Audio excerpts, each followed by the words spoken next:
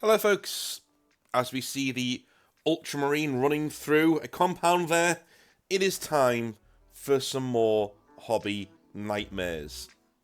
Hope you've had a good week. I certainly have. Lots of work getting done, lots of rushing through the week trying to get things sorted out. But as we head in to the bank holiday weekend, I want to wish you a very happy bank holiday and welcome to May, welcome to summer. It should be summer anyway, it's cloudy here. But anyway, let's jump into our hobby nightmares, shall we? With Woo, who says, "Hi North, you can call me Woo, okay? I've been listening to your hobby nightmares for some time now and wanted to submit one of my own.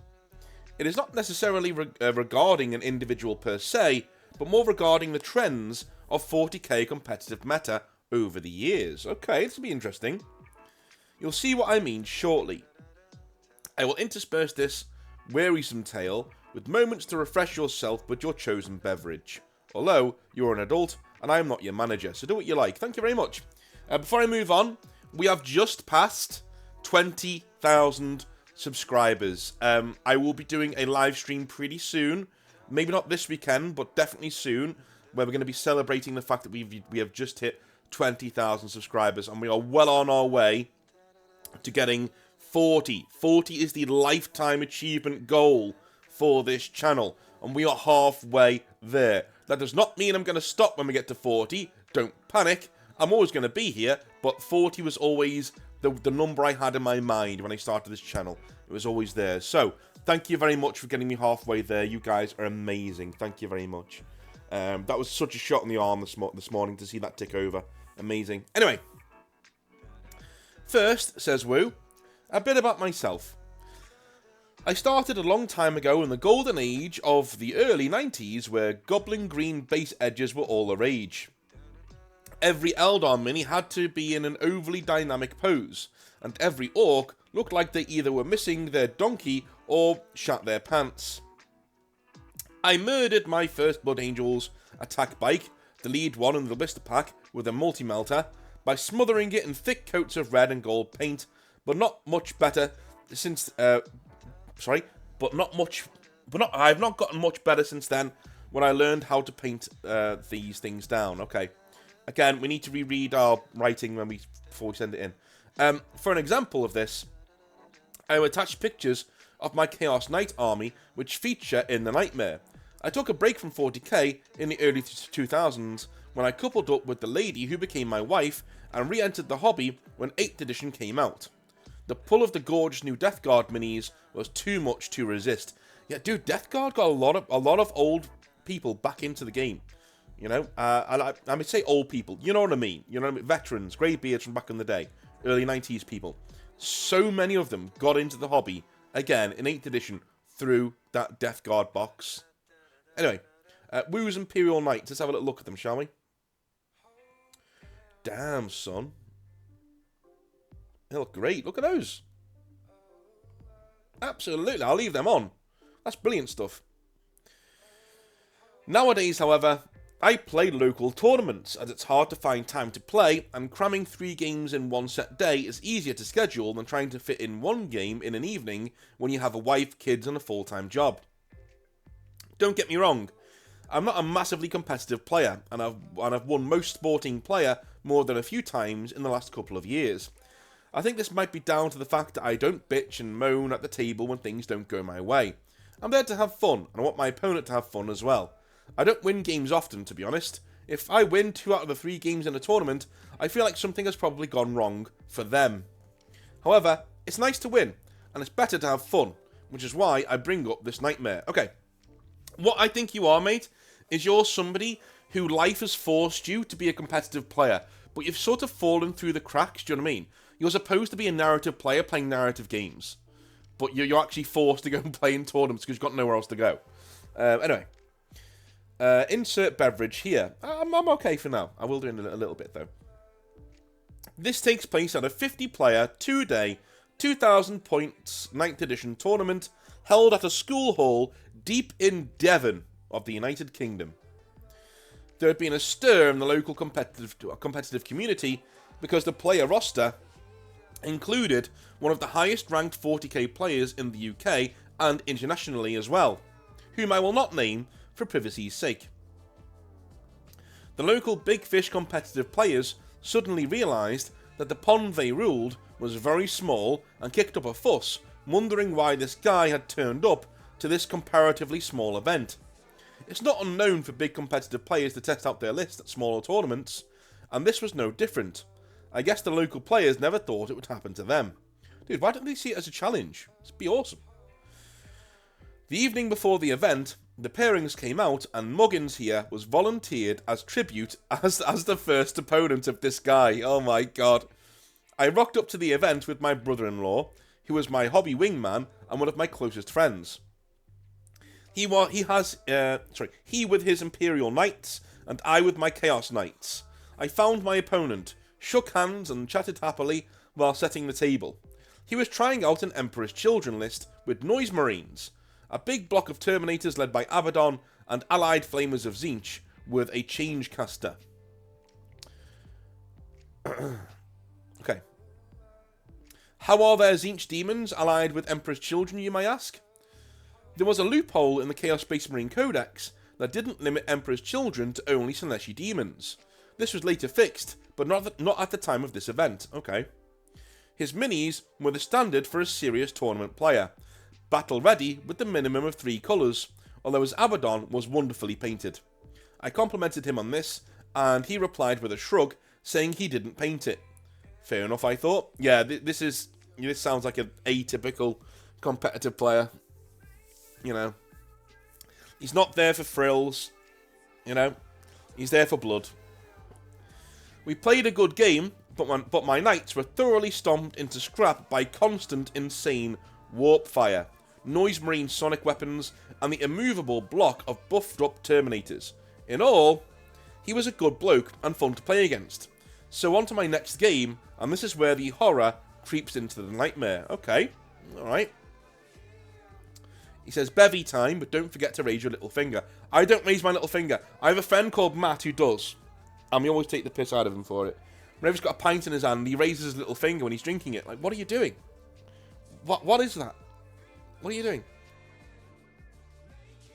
Anyway, I check the draw for round 2, and it's on the table next to me. I see my opponent, a rather stern-looking bearded guy in his 40s, and I see his army, Black Legion Chaos Space Marines, with a big block of Terminators and Abaddon. I think it's about time to mention that my first opponent's army was a hot topic online before the event, as articles about the unit combinations had started coming out about a week before, and so this player must have had the same idea. As we set up, he barely grunted at me when I was trying to break the ice. The game was a nasty repeat of the last, this time with Chaos Chosen and Possessed in the mix, with more nasty combinations. I put up a good fight, but to no avail. My opponent warmed up to me by the end of the game, so maybe it was a bit of a social anxiety on this part, which is fine. It was time for the final game of the day, and I checked the draw. I was up against Blood Angels. I met my opponent and got on with him like a house on fire. Without the screaming or property damage, of course. But as we were setting up, the tournament organiser approached our table and asked if they could shuffle us around because they'd had a few dropouts. I just shrugged, bade farewell to the Blood Angels guy, and went along to my new opponent. My stomach dropped. Black and pink armour, lots of spikes. It was another Chaos Space Marine force. Emperor's Children, with Noise Marines troops and a big block of Terminators led by Abaddon. You'd think by now I would have learned how to fight this, and you would be wrong. Despite putting up a good defence, I lost badly. I have nothing against my opponent, he just happened to have the same idea as the other two guys. 3 and 50, low odds. He was a nice bloke and we got along very well. It just stopped being fun after a certain amount of time. The day had ended and we were all driving home. The draw came up for the day had ended, and as we were driving home, the draw came up for round 4. The first game of Sunday morning, and I would be facing Chaos fucking Space fucking Marines with 2 sod-off blocks of Terminators, one led by Oh, what a fancy-looking sword I have, Daddy Horror's hand-me-down, Lightning Claw sporting, Top Knot swaying to the waft of his own farts, Ezekiel sodding Abaddon. This force had a twist, though. It also had a large contingent of Khorne demons with Skarbrand. My wife tells me I'm stubborn. It's more accurate to say I don't have the intelligence to know when to quit. So the next day, I turned up, greased up, and ready to be pounded. As it happens, my opponent was a nice guy. Well, that's good. That's good. He had suffered brain damage a while back from a nasty accident a few years ago and mentioned that he had issues remembering things. Before anybody says anything, I did not take advantage of this. I tried my best to play fairly, reminded him of things he hadn't done, and let him go back and move a unit or fire a shot he forgot to do, and maintain an equitable game. Abaddon did his thing, the Terminators were an immovable block as per usual, and Skarbrand managed to rip through 2 knights before succumbing to laser destructor fire. It was a win by the smallest of margins, down to a couple of points, the definition of a tight, close game. The last straw was made, and my opponent ended up being my brother-in-law. Relieved that it wasn't Chaos Space Marines again, we called this game a night-off, and didn't hold back against each other. It was a great battle, leaving him with only a soul armature, and me with 1 badly damaged Knight Desecrator in the middle of the table. It was a win to me by 1 point. Dude, that's awesome. This turned into a good weekend. One last tip, and I took you up on that one. My lack of luck in draws had not gone unnoticed by the other players at the event, however, as I was awarded the most sporting player with a shiny bolt gun trophy to boot, which was nice. I would like to reiterate that my opponents were all pretty good guys, so I don't hold any of them in contempt. That is reserved for the meta of the game. I get it, it's a tournament. People come there to win, and not everybody comes there to enjoy the game. Like I said before, I don't get to play very often, and tournament play is the best chance I have to get to play at all. Which is why I was there. I may not win often, but I do try to have fun. What isn't fun is being waffle stomped like a turd in a shower by the same units, the same flavour of the month, 3 times in a row on the same day. There are 35 playable races, sub-factions and chapters in 40k, and I faced Chaos Space Marines 4 times in a 50-person event. Yeah, that probably means there was a lot more people there doing that list than you thought. There's a lot more than 4 in that 50-person event if you come across it 4 times. You know what I mean? There's at least 10 to 15 people there with the same list. However, at home, I have an Abaddon model sitting primed but unpainted, as I cannot bring myself to paint the guy. The whole experience makes me inwardly cringe when I think about deploying the despoiler in a game, as the turns when I had to face him were the low point of each game. It was the futility of it, throwing night after night at this one guy and his nigh unkillable at the time Terminators. To this day, he still sits on a shelf gathering dust. One day I might shake this feeling, but not for a while, I fear. I hope you enjoy the tale of a cut and paste net list drudgery, and keep up the good work. Stay positive and test negative. Woo. Cheers, man. Thank you. Take a quick sip of tea before our next one. Ooh. Christ almighty. My missus makes a very good cup of tea. I must say that. Very nice. Cass says, "Hey there, North. Hope you're doing well. I'm using your videos to help me get through some final papers for university as I write this. I've been listening to your videos for a bit over a year now, and even though there's times when your takes make me take my headphones off for a few minutes, I've had great fun tuning in." Well, that's the point, mate. We're not supposed to agree on everything, right? I would much rather... I lose subscribers to this all the time when they disagree with something I've said. I'd much rather be real with you and give you my take, and you can then disagree or agree or do whatever you want to do. It's completely up to you at that point. Do you know what I mean? Yeah, and if it elicits a response out of you, then I've done my job. You know? I'm not here to, like, farm for these responses, but if I can give you my honest opinion on things and it gets an emotion out of you, whether it's positive or negative, or whether you agree or disagree, then it's healthy. You know, we're all here for the same thing. Anyway, Anyway, I've got a hobby nightmare for you that just recently happened to me at an event I recently partook in. This is a little bit of a longer one, and English is my second language, so please bear with me and feel free to make suggestions on my grammar. Okay. Well, I'm not going to do that in the hobby nightmare. I'll just moan because it's not done correctly. But, you know, yeah. I've been playing Warhammer for around 8 years now. Some friends and I all got in at the same time back in 40k 8th edition. And I've been in love ever since. Dude, 8th edition again. For the win. I played in tons of tournaments and made some amazing connections through my time in the hobby. And I wouldn't trade it for the world. I went the full 8 years without a single that guy experience. All until about 2 weeks ago. My local game store, unfortunately, closed down. It was the only one in the area for about 100 miles and really rocked the local gaming community. Us gamers, though, are a hardy bunch, and we find ways to make it work. You know how it is. Anyway, a group of people decide to set up a medium-sized, 20 people, 1,000 point tournament. The organisers rented out a big room at the local library, and it seemed like it was shaping up to be a great day. Now for context. I recently started a Dark Angels army. I thematically play a bunch of Hellblasters and Terminators, with some of the names of the characters. The thing about my army, though, is that some of my Space Marines have female heads. I'm sure you can see where this is going. Oh no. My reasoning: my girlfriend is a Sororitas player and has a million extra heads. The heads happen to look good on some of the Space Marine sculptures. So, I stuck them on. That's my reasoning. I'm not trying to make the hobby woke or stamp out the law. Some people like saying this when they see my army.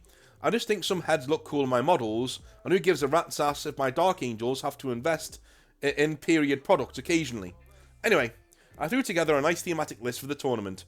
The Dark Angels just got their codex, so I decided to do a Deathwing army with some Plasma Primaris backup. Okay, alright, one sec. I'm taking a quick sip of tea here.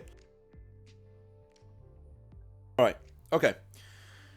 I'm just going to say this, dude. For you to do something that's so... I'm not going to insult your intelligence, alright? You knew the reception that giving your Space Marines female heads would get. You're not stupid. Okay? So, but you did it anyway. That's my point that I'm trying to make. You can't now complain when people say, why have you got female heads on your Space Marines? What are you trying to do? Because you know the kind of people who do that. You seem intelligent enough to me to know the kind of people who put female heads on Space Marines. Right?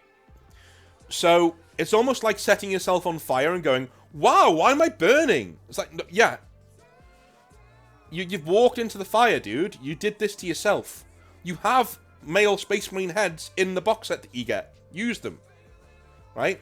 If you think it looks cool, fine. But you will get some shit coming your way. And I'm not going to defend you from it because, you know, at least initially, until you explain. Once you've explained, I'm sure most hobbyists go, oh, okay, fair enough. Do you know what I mean? And get on with their day. But you can't complain about having to explain, is what I'm saying, okay? It's just because you know what you're going to get. You walked into the fire, and now you're complaining it's hot. Don't do that, all right? It is what it is. Anyway. All is well on the day of the tournament. People are pretty happy. There's a huge variety of armies. Someone brought a Stomper, which was just awesome to see. And it was shaping up to be a great event. Fantastic. We like great events. That's when I noticed somebody who we'll call Brad is in attendance. Brad is the world's most stereotypical that guy. Made worse by being a law Third Reich person. Okay. I'm going to call him a law lawyer. That's what he is. He's a law lawyer. If you okay a list against him that he doesn't deem law friendly, he will literally refuse to play you and become so heated he has to call his wife to come and pick him up. How is this guy still married? He must have a massive bank account and a massive penis. Like, what is going on? You could go and call my wife. wife come pick me up from the tournament with my choice soldiers because this other person isn't playing them correctly. Fucking bellend. He is also notorious for never letting anybody talk.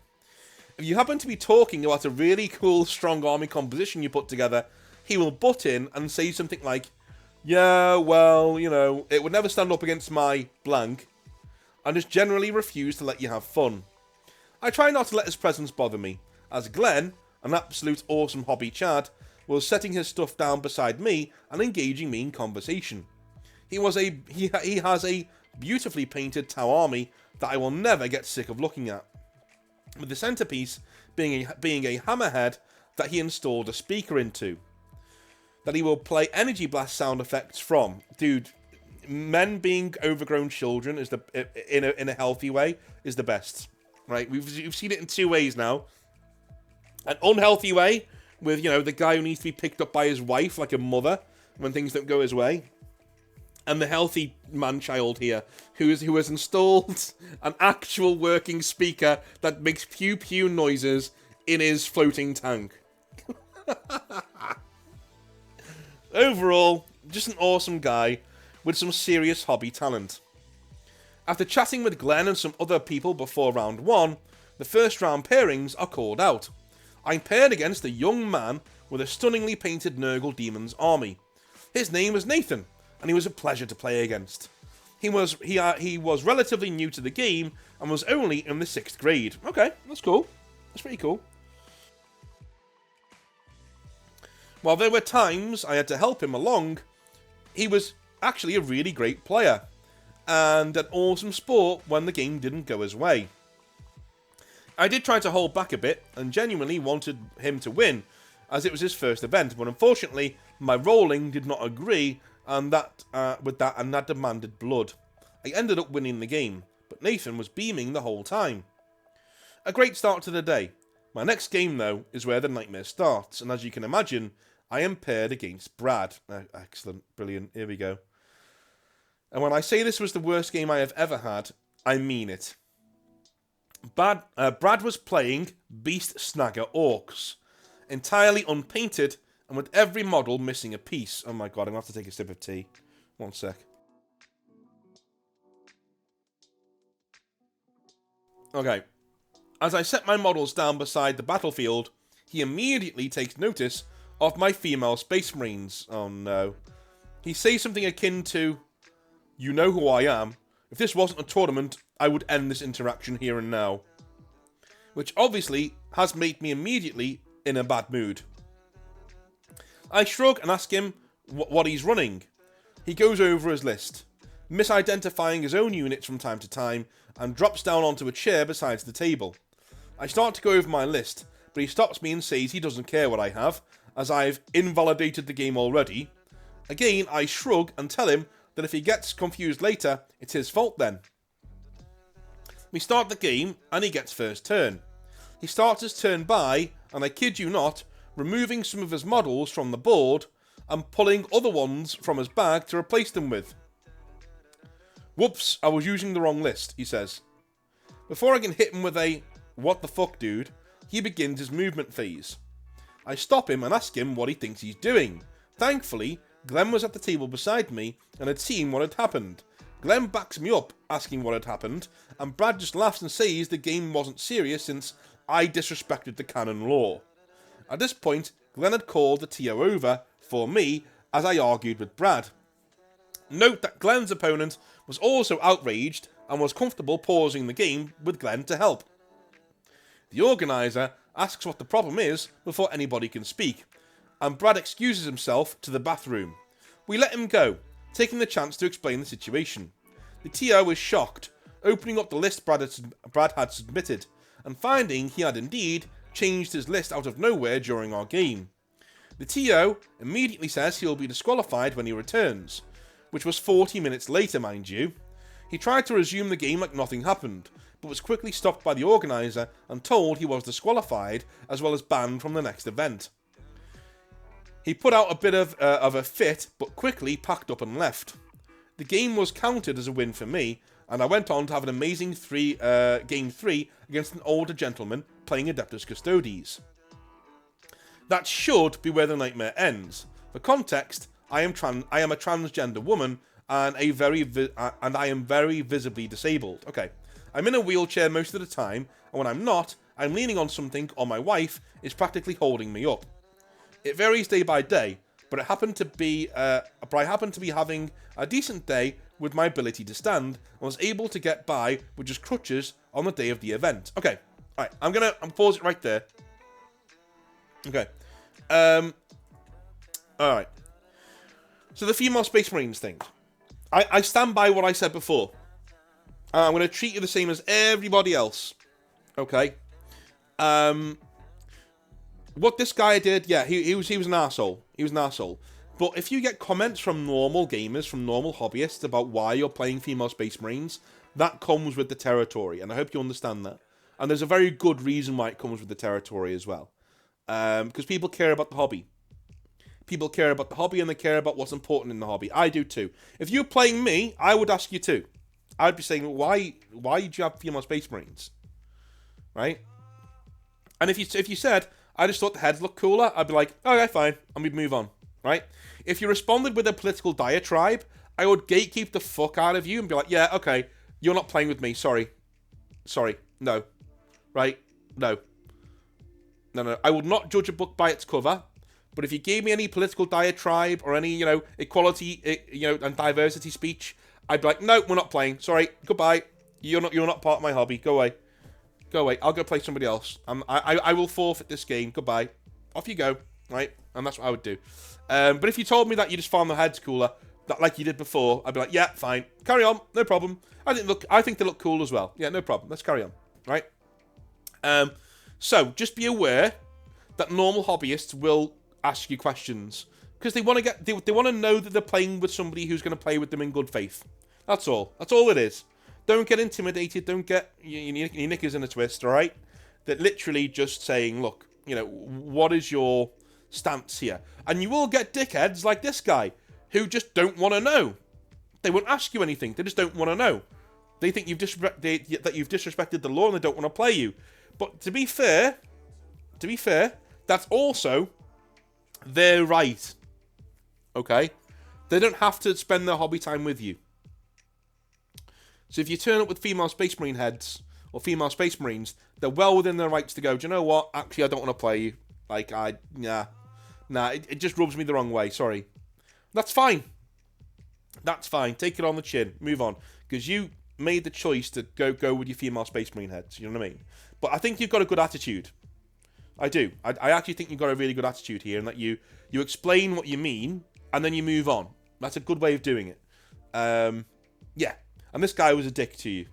I agree. Anyway. I promise both these things are important, and I'm not just trying to make it seem like they targeted me because of the things at the event. Okay. So you brought up the fact that you're transgender and you can't really stand up very well. Okay. No, he chose to target me that night, after the event. I got home and was eating dinner with my wife when I got a Discord notification. It was from Brad. The event was set up through Discord, so he must have found my account through there, and the message read, and I quote, "Hey there, just wanted to send you a message saying it was not cool what you did today. I thought you were one of the good ones. Maybe you should stick to your wheelchair before somebody makes you stay in it permanently." Wow. Wow. Unquote. I still to this day have absolutely no idea what most of that meant. I'm aware of the "one of the good ones" comments was supposed to be a jab at my gender identity. Okay. As Brad was very vocal for his disdain of the LGBTQ+ community. Okay. Well, yeah, I agree. That is that is not a nice thing. I screenshotted the message and blocked him before sending the image to the organizer of the event. He informed me that Brad would be permanently banned from all events and would inform the owner of any new game stores that opened up about Brad. Days later, I heard Brad went to prison for striking his elderly mother, whom he lived with. Sorry for the sudden violent turn of events. I'm still shocked about all of it too. That's about it though. I doubt I'll ever see him again after that. Sorry for the length of my grammar. Dude, your grammar was great. Don't have a go at yourself. Your grammar was great. As I said, English is not my first language, and I picked up most of it from my brother-in-law's slang by accident. But I'm getting better, I think. Anyway, North, have a good one, and I hope I don't cause too much discourse in the comments by mentioning female Space Marines. You won't. You won't, because most... Well, you will. You will, obviously. But, like, most normal people don't give a shit, dude. Like they just want to get on with the hobby. As long as you're approaching it in good faith and you're saying, look, these are my female Space Marine heads. I just think they looked cooler. I don't know any hobbyists who won't play you. I know dozens of them, and I don't know one hobbyist who would be like, nah. You know what I mean? They'd be within their rights to, because of what's going on in the hobby at the moment, and I think you understand that too. I don't think you're mental. I think you understand that as well. You know what I mean? You understand what you've done, and it's fine.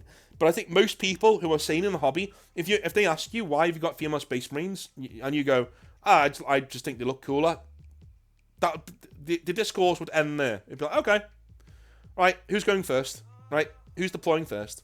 That's what you do. Unfortunately, you came across one of the bad ones, one of the that guys, but you knew he was a that guy anyway. And your grammar's pretty good, so don't worry about it. Your grammar was better than some of the other hobby nightmares from people who actually speak English. So, you know, who cares? All good. Moving on. Paul says, "Hi North, I'm Paul. Feel free to call me Paul." I'm really glad you put that.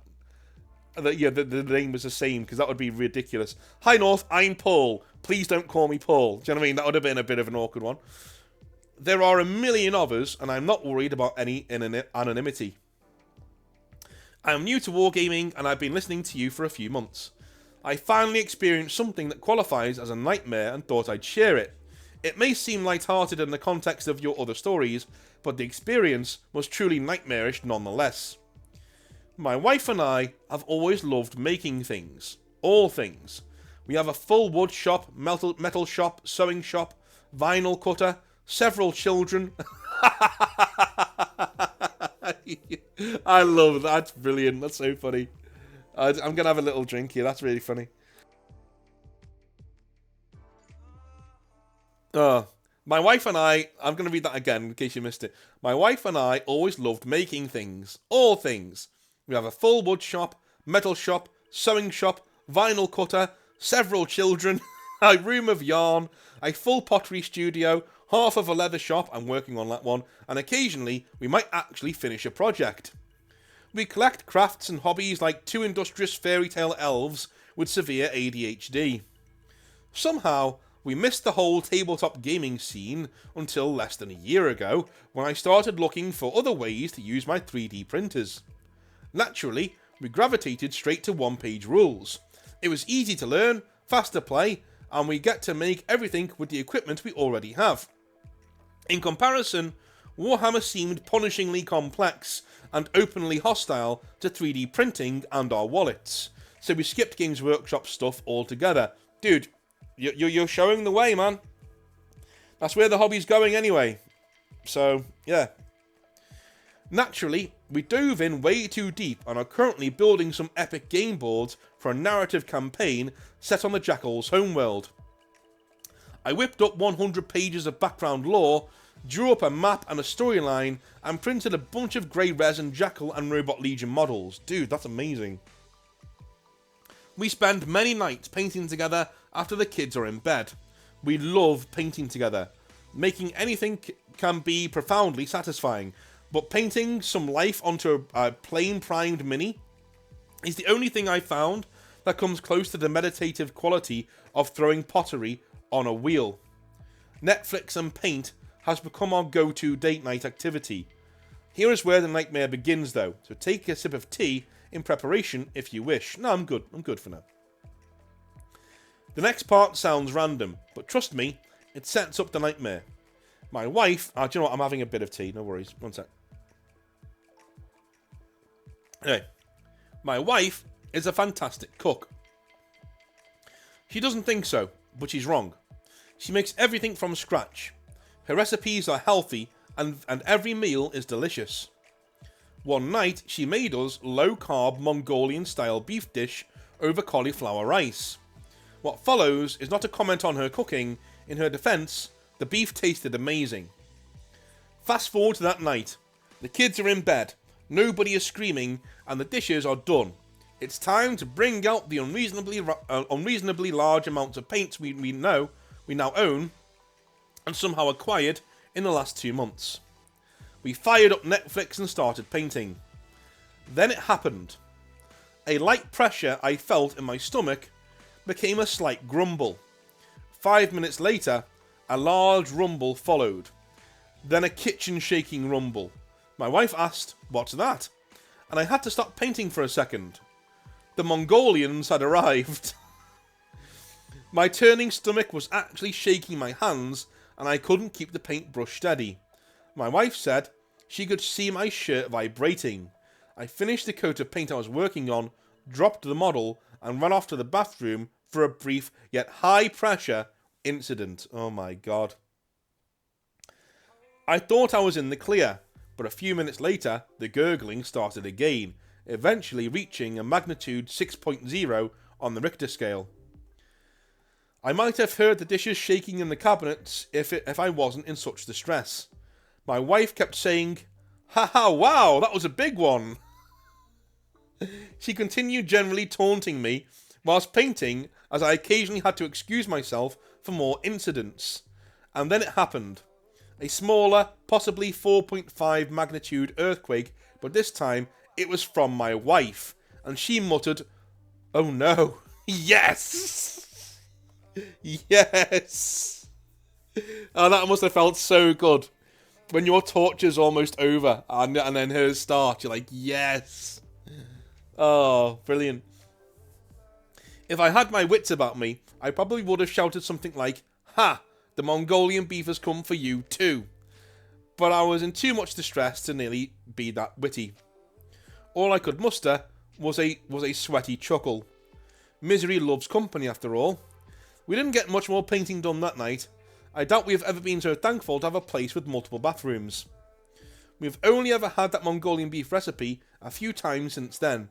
It tastes amazing, and nobody has died yet, totally worth it. We haven't had a problem since that first night. The beef must have been off or something at that time. Yeah, probably, yeah. Anyways, that's my light-hearted nightmare. If anybody listening doesn't think that truly qualifies as a nightmare, then they clearly didn't feel or smell what we had to experience. Thank you for all you do, North. P.S. This next part isn't part of the story. Omit it if you prefer. I have a YouTube channel too, and I'll include a link if you want to check it out. It's youtube.com/PaulsGarage. It's nothing about gaming, but minis show up occasionally if I test a painter or something, or a printer. Sometimes I make metal ones. I've been doing this YouTube thing as a hobby for a while now, and I gotta say, I'm impressed with your dedication, consistency, and video quality. I bet you'll blow up past my subscriber number easily by the end of the year. You are ready for a blow up. Keep up the great work, Paul. Yeah, so go and check him out. It's Paul's Garage. What a nice guy. And good on you, man. I mean, listen, I couldn't stop myself from taking the piss out of my wife if that happened to me. Honestly, I would literally just go above and beyond. You know. I'd be poking my head back in going, what was that? What was that I heard? Is somebody suffering? Huh? You know, that kind of thing. Well, that's what being married is all about, though. I swear to God, being married is like 80% banter. That's what it is. A long-term relationship or marriage is basically, if it's healthy, it's 80% banter. Let's be honest, right? You know, and people say it's a British phenomenon. No, it isn't. Some of the healthiest couples I've ever known have been American and took the piss out of each other relentlessly, mercilessly, just went after each other in a good-natured way all the time because they knew each other well enough, you know, that when they were actually upset and they didn't want to be in the mood for anything like that. Do you know what I mean? So, good, healthy thing there. Anyway, I love you all a long time. I will speak to you very, very, very soon. Perhaps on over the weekend, but definitely on Monday for more Hobby Nightmares. Have a wonderful rest of your day. Be safe.